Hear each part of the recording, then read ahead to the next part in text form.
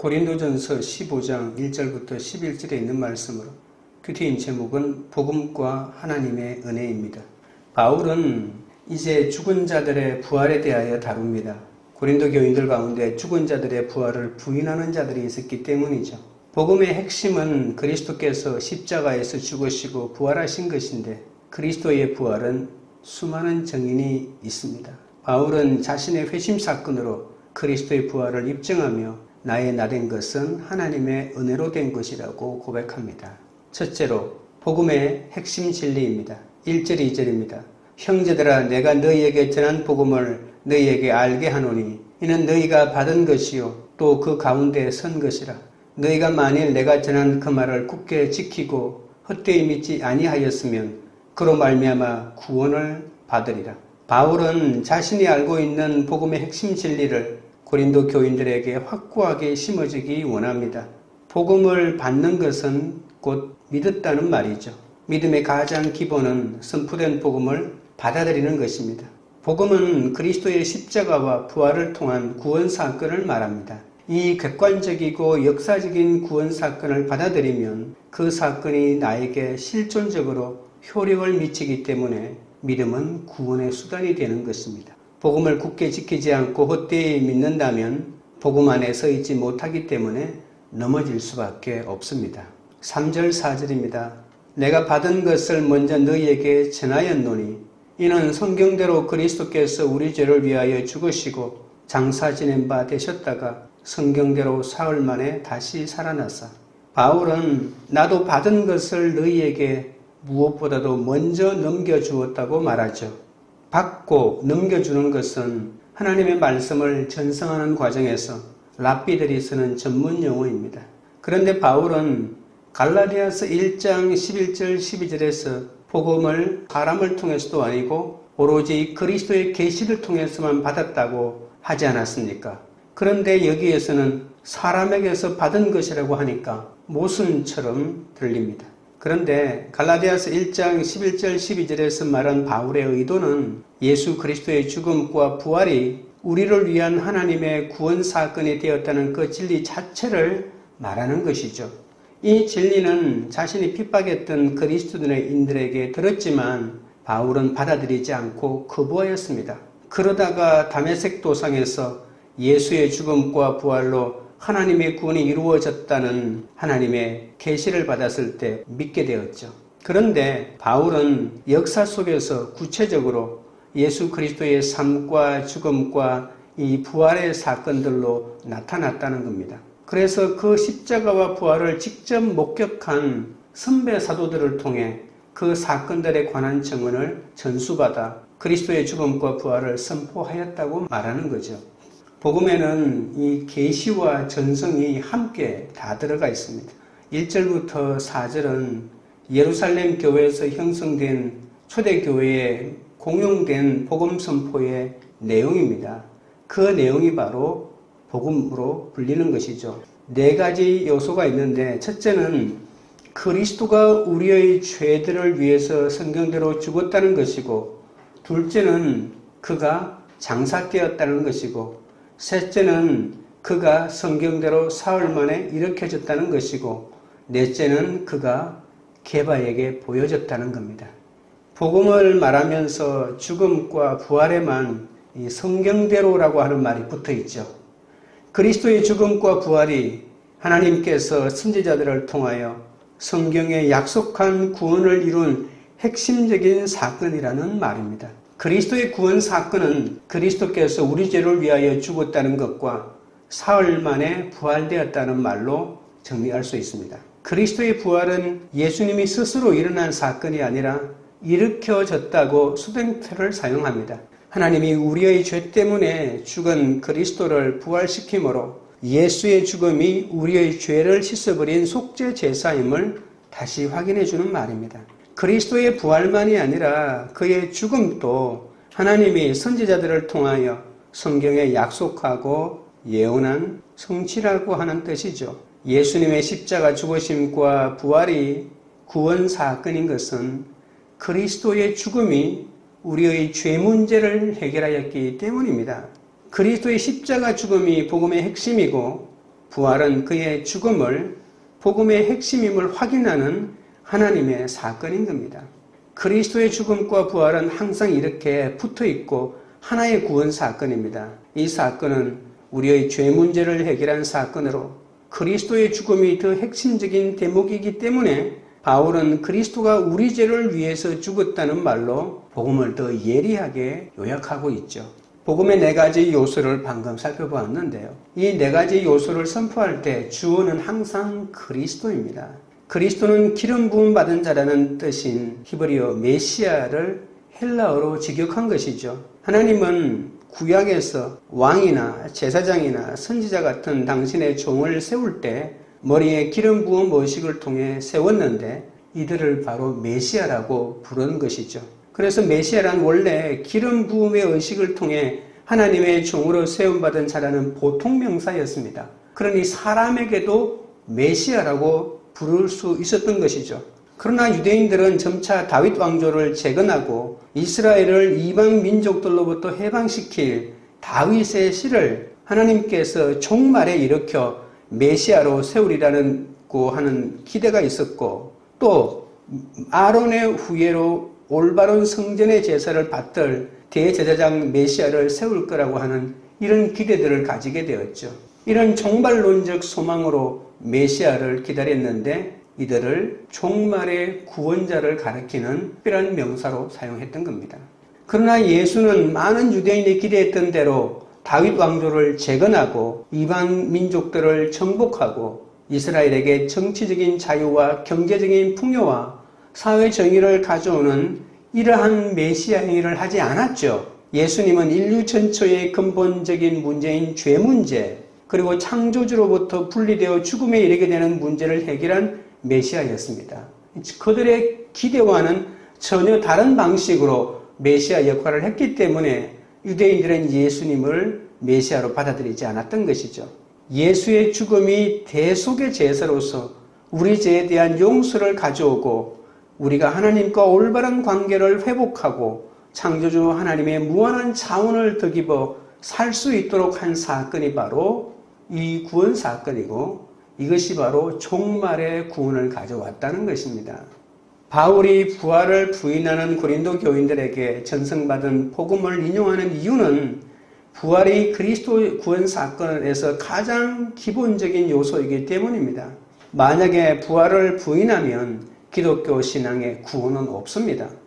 그리스도의 확실한 부활처럼 그 부활을 믿는 우리도 실제 부활이 확실하다는 것을 믿기 위해서 바울은 또한 부활을 강조한 것이죠. 바울이 전한 핵심 진리는 그리스도께서 우리 죄를 위하여 죽으시고 장사 지낸 바 되었다가 3일 만에 다시 살아나셨다입니다. 이런 진리를 믿는 사람은 세상 행복을 위해 살지 않고 예수님 한 분만으로 만족하는 거룩한 삶을 살 수밖에 없습니다. 예수를 믿으면 죄사함을 받고 마지막 때에 그것을 믿는 우리도 부활하여 하나님의 영원한 나라로 들어가게 되는 것이죠. 적용 질문 드립니다. 나는 무엇 때문에 예수님을 믿습니까?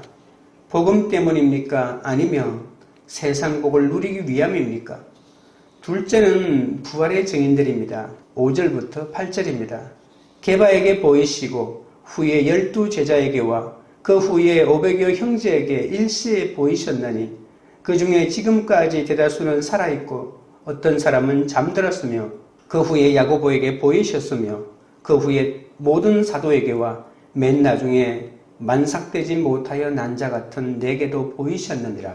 사도 바울은 그리스도께서 부활하신 후에 많은 사람에게 보이셨다고 말합니다. 이것은 그리스도의 부활이 거짓이 아니고 역사적인 사실이라는 것을 증명하는 많은 증인이 있다는 말이죠. 12 제자와 500여 형제에게 나타났다는 말은 바울이 부활을 부인하는 고린도 일부 교인들에게 확실한 그리스도의 부활을 강조하기 위해서 스스로 모은 자료를 덧붙인 것이죠. 어떤 사람은 부활이 자연 법칙을 넘어서는 일이기에 실제할 수 없는 허구라고 주장합니다. 하지만 부활의 증인이 500이 넘는다는 사실은 주님의 부활이 진짜 있었다는 말이고 그 중에서 아직 살아있는 자도 있다는 것이죠. 12 제자는 예수가 하나님 나라의 복음을 선포하여 새롭게 창조하고 모은 하나님 나라의 백성을 상징하고 대표하죠. 그리고 하나님의 옛 백성인 이스라엘의 12 족장들에 상응하는 제자들을 가리킨다고 볼 수가 있습니다. 예수가 원래 뽑아 세운 12 제자들 가운데 가룟 유다가 배신하고 탈락했지만 이 12이라고 하는 것은 하나님 나라의 백성이라는 전문 용어입니다. 부활하신 그리스도를 보았다고 해서 모두 사도가 되지는 않죠. 바울은 사도가 되기 위한 두 가지 요건을 말합니다. 하나는 부활하신 그리스도의 나타남을 직접 본 체험이 있어야 하고 그래야만이 부활하신 주의 증인 노릇을 할 수 있기 때문이죠. 이것은 기본적이고 필수적인 조건입니다. 그러나 또 하나의 조건이 있습니다. 부활하신 주로부터 사도로 임명되고 파송되는 일이 있어야 합니다. 500여 형제들이 있죠. 이 500명은 비록 부활하신 그리스도의 나타나심을 본 경험은 있지만 그들은 초대교회의 사도라고 부르지는 않습니다. 부활하신 주 예수 그리스도의 나타나심을 본 사람들 가운데 주님으로부터 사도로 파송된 자들만이 사도가 될 수 있었죠. 그러나 사도가 12 제자만이 있는 것은 아닙니다. 또 다른 사도가 있습니다. 그것이 바로 바울 자신입니다. 바울은 다메섹 도성에서 부활하신 그리스도의 나타남을 보고 그로부터 직접 사도로 임명되고 파송되었기 때문이죠. 부활한 예수님을 언제 보았냐고요? 바로 그날, 그때 부활한 예수도 함께 보지 않았습니까? 십자가에 달려 죽으신 주님이 바로 내 죄 때문에 돌아가셨다는 것을 깨닫고 회개하는 성도는 다시 사신 주님과 함께 부활을 경험한 산증인이 될 수 있습니다. 적용 질문 드립니다. 예수님의 부활을 역사적인 사실이라고 믿습니까? 현재 나의 부활에 증인된 삶을 살고 있습니까?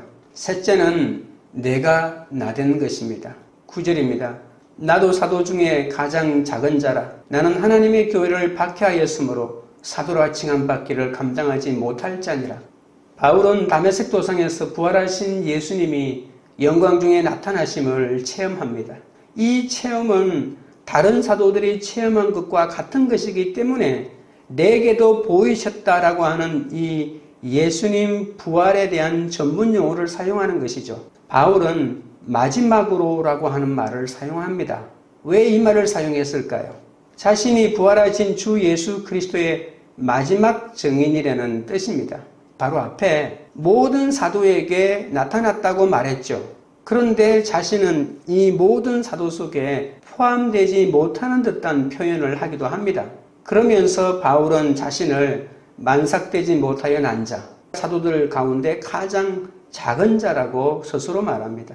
바울은 다메섹 도상에서 부활하신 주 예수 그리스도에게서 사도로 부름을 받고 보냄을 받았습니다. 그래서 예수 그리스도의 부활이 증인이고 사도인 거죠. 하지만 예루살렘 교회의 일부 유대인 그리스도인들은 교회의 핍박자였던 바울이 비정상적인 과정을 통해 사도가 되었다고 생각하기 때문에 그의 사도직은 인정할 수 없다라고 주장한 것입니다.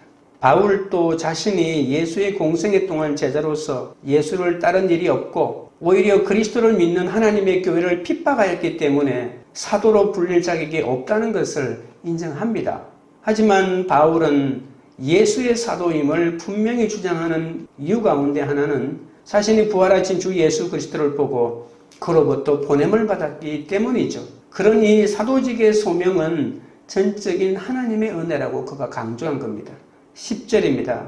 그러나 내가 나된 것은 하나님의 은혜로 된 것이니 내게 주신 그의 은혜가 헛되지 아니하여 내가 모든 사도보다 더 많이 수고하였으나 내가 한 것이 아니요 오직 나와 함께 하신 하나님의 은혜로라.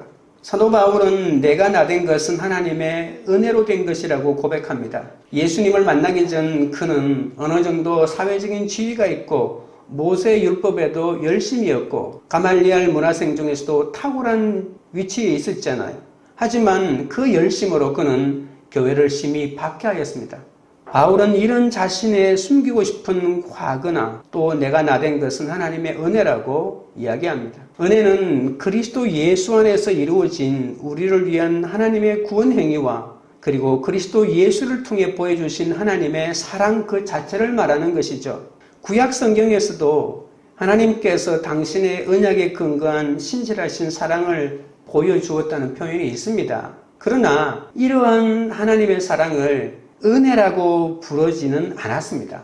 은혜라고 하는 것은 사도 바울이 만든 말이라고도 볼 수가 있죠. 10절에서 은혜라고 하는 말이 3번이나 등장합니다. 바울이 예수 그리스도 안에서 인간에게 베푸신 하나님의 구원의 사랑을 은혜라고 한 것은 바로 다메섹 도상에서의 체험 때문입니다. 은혜는 전혀 자격이나 공로가 없는 죄인들에게 하나님께서 그저 베푸시는 사랑이라는 거죠. 교회의 핍박자로서 하나님께 대항하였던 죄인 바울은 다메섹 도상에서 구원은 인간의 지혜나 선행으로 이루어질 수 없고 전적으로 하나님의 은혜에 의해서만 가능하다는 것을 뼈저리게 깨달은 겁니다. 그래서 다메섹 도상의 체험을 말할 때마다 그는 하나님의 은혜라고 말합니다.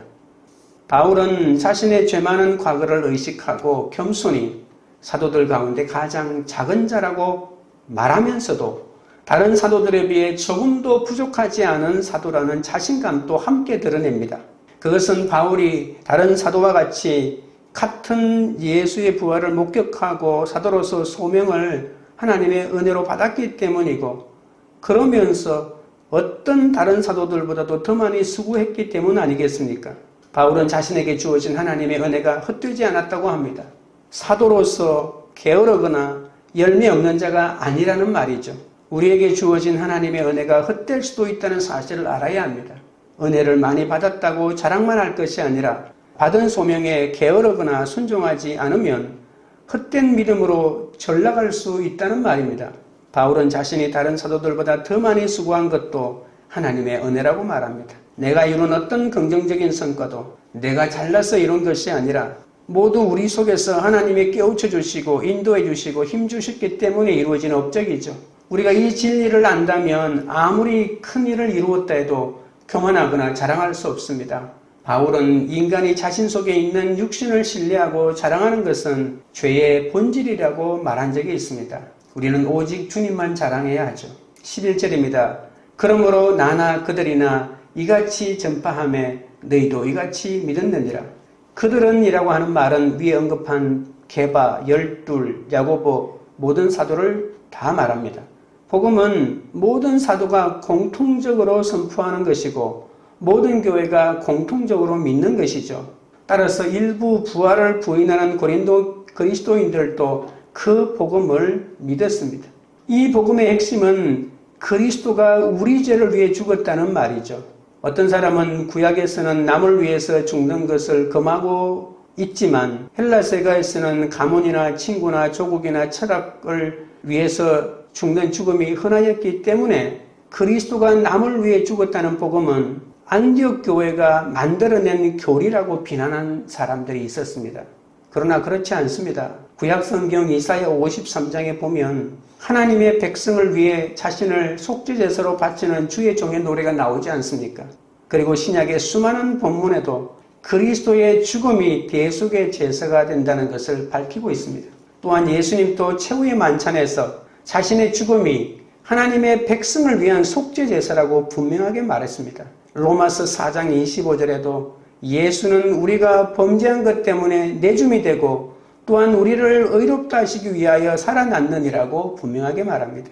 모든 것은 하나님의 은혜로 결정됩니다. 실패했더라도 자기 죄를 보는 인생은 그 자체로 하나님의 은혜가 있는 것이죠.